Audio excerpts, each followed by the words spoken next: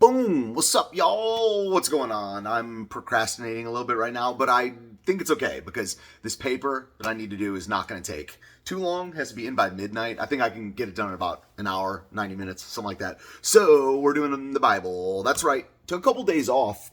I'm trying real hard to get through Genesis before the end of the month, and I think we're going to take a break from the Bible stuff, organize this into a playlist, go back to some other solo content, and then at some point, we'll pick things back up in Exodus. That's kind of the plan.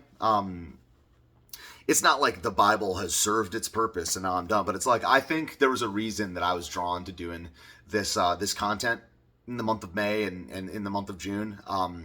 Had to do with sin and repentance and getting right with God, and I wasn't right with God at the beginning of May. So I'm so happy to be back with Him. You know what I mean? So I'm happy about that. So last time we got together, we were in Genesis 29 and 30, and today we're doing only one chapter because it's a long chapter, and I gotta handle my responsibilities.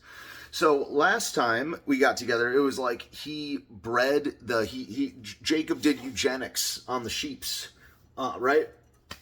And he the ones that were more feeble, he gave back to Laban, and he kept the strong ones. Nice little agricultural move right there from Jacob.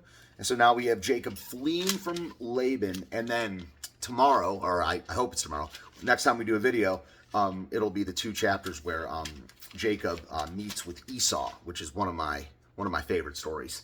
That reconciliation is just awesome. So anyway, Genesis 31, Jacob flees from Laban. Now Jacob heard that the sons of Laban were saying, Jacob has taken all that was our father's, and from what was our father's he has gained all his wealth. And Jacob saw that Laban did not regard him with favor as before. Then the Lord said to Jacob, return to the land of your fathers and to your kindred, and I will be with you. So Jacob sent and called Rachel and Leah into the field where his flock was, and said to them, I see that your father does not regard me with favor as he did before, but the God of my father has been with me. You know that I have served your father with all my strength, yet your father has cheated me and changed my wages 10 times. But God did not permit him to harm me. If he said, the spotted shall be your wages, then all the flock bore spotted. And if he said, the striped shall be your wages, then all the flock bore striped. Thus God has taken away. Yeah, so he's saying, if he would have said this, then it would have happened. Like whatever he would have said, Jacob would have gotten because God blessed him with that prosperity. If he said the spotted shall be your wages, then all the flock bore spotted. And if he said the striped shall be your wages, then all the flock bore striped. Thus God has taken away the livestock of your father and given them to me. In the breeding season of the flock, I lifted up my eyes and saw in a dream that the goats that mated with the flock were striped, spotted, and mottled. Gotta look that one up.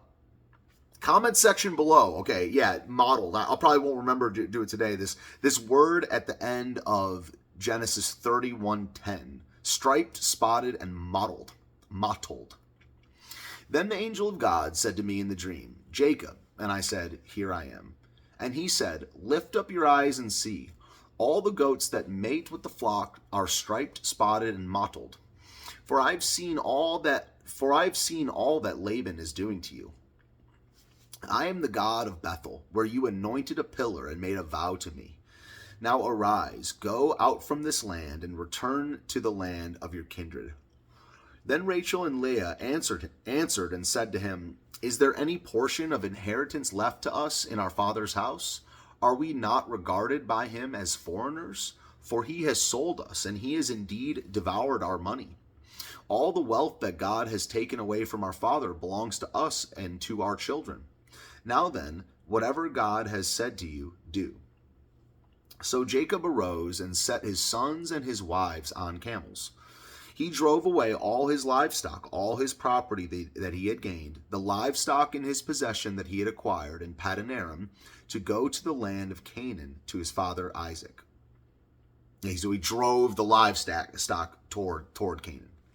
Laban had gone to shear his sheep, and Rachel stole her father's household gods. And Jacob tricked Laban, the Aramean, that's right.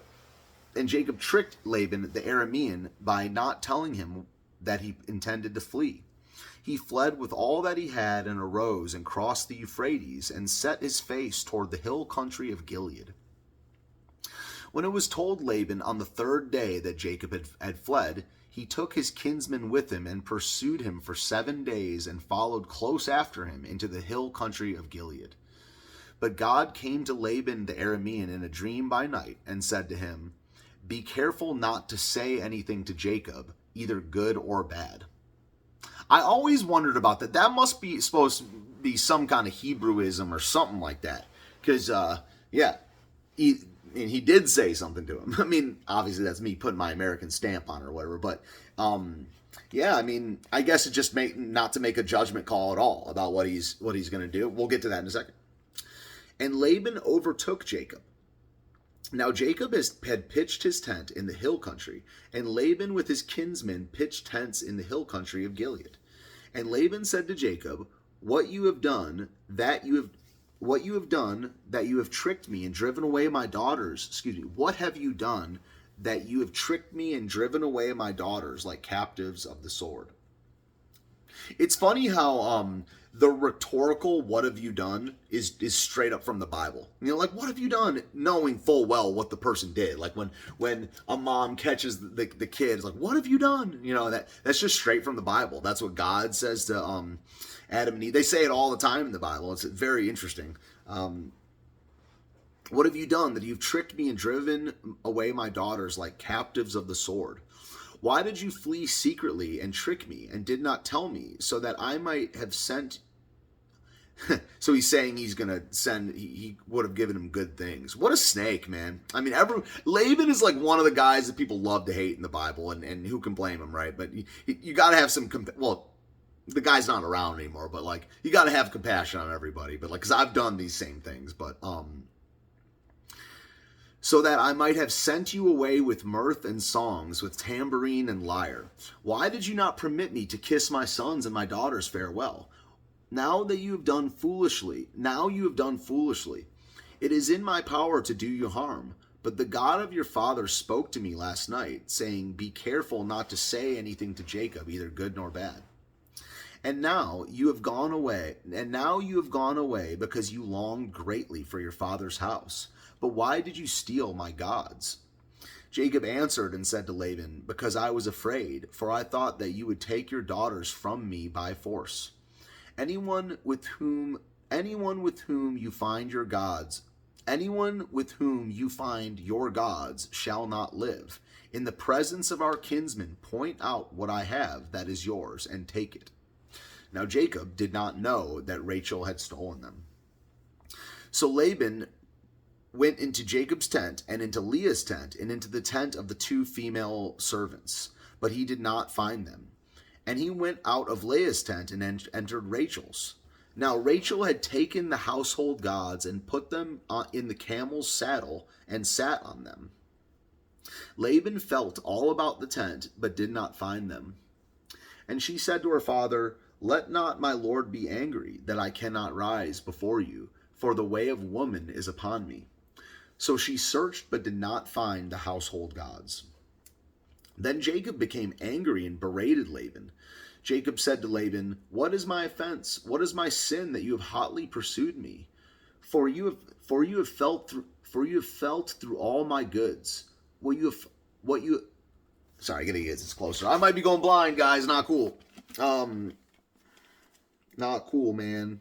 Mileage on the engine, For you have felt through all my goods. What have you found of all your household goods?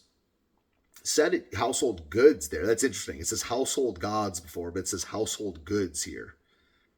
Interesting. All your household goods. Set it here before my kinsmen and your kinsmen, that they may decide between us two. These 20 years I have been with you. Your ewes and your female goats have not miscarried, and I have not eaten the rams of your flocks. What was torn by wild beasts I did not bring to you. I bore the loss of it myself. From my hand you required it, whether stolen by day or stolen by night. There I was, by day the heat consumed me, and the cold by night. and my sleep fled from my eyes. Those 20 years I've been in your house, I served you 14 years for your 2 daughters, and 6 years for your flock. And you have changed my wages 10 times. If the God of my father, the God of Abraham, and the fear of Isaac, if the God of my father, the God of Abraham, and the fear of Isaac had not been on my side, surely now you would have sent me away empty-handed. God saw my affliction and the labor of my hands, and rebuked you last night. God saw my affliction and the labor of my hands and rebuked you last night. Then Laban answered and said to Jacob, the daughters are my daughters, the children are my children, the flocks are my flocks, and all that you see is mine. But what can I do this day for these my daughters, or for their children whom they have borne? Come now, let us make a covenant, you and I, and let it be a witness between you and me. So Jacob took a stone and set it up as a pillar, and Jacob said to his kinsmen, gather stones. And they took stones and made a heap, and they ate there by the heap. Laban called it Jagar Sahadutha, Laban called it Jagar Sahadutha, but Jacob called it Galeed. I like him more. I like his version more. Laban said, this heap is a witness between you and me today. Therefore he named it Galeed and Mizpah, for he said, the Lord watch between you and me when we are out of one another's sight. If you oppress my daughters, or if you take wives besides my daughters, although no one is with us, see, God is witness between you and me. Then Laban said to Jacob, see this heap and the pillar which I have set between you and me. This heap is a witness, and the pillar is a witness, that I will not pass over this heap to you, and you will not pass over this heap and this pillar to me to do harm. The God of Abraham and the God of Nahor, the God of their father, judge between us. So Jacob swore by the fear of his father Isaac, and Jacob offered a sacrifice in the hill country and called his kinsmen to eat bread. They ate bread and spent the night in the hill country. Early in the morning, Laban arose and kissed his grandchildren and his daughters and blessed them. Then Laban departed and returned home. Story doesn't work out so bad in the end. I mean, maybe I wonder if Laban is saved. I mean, he's not listed in the Hall of Faith. But I believe unless it's referenced back to it, that may be the end of Laban in the Bible, right? Jacob meets Esau. Jacob wrestles with God. It might be the last physical appearance of Laban in the Bible. But there it is, y'all. Tomorrow we'll be back with the story of Jacob and Esau. Jacob fears Esau. Jacob meets Esau. That's tomorrow. And then the defiling of Dinah is after that. And then God blesses and renames Jacob. So we're cruising along, and I think we're on pace to get through Genesis by the end of the month. Like I said, we'll probably do other kinds of content at that point. I'm kind of focused on my live stream right now. We're back, 10 a.m. Eastern time, Monday through Friday. And I only did day 3 today, man. But I said that this would be like a 2-week experiment. That's all but a formality at this point. It feels so right. It just feels so right. Even if it doesn't grow, man. And I prayed for it to grow. Pray for me that it grows, because I'm trying to just be in touch with God on the channel. And that doesn't, might not mean what people think. It doesn't mean I'm going to seminary. It's I'm trying to honor God, work heartily unto the Lord in all things. And politics, the culture war. The culture war. You shouldn't even call it just the culture. We're trying to fix our society. We're trying to allow God to fix our society.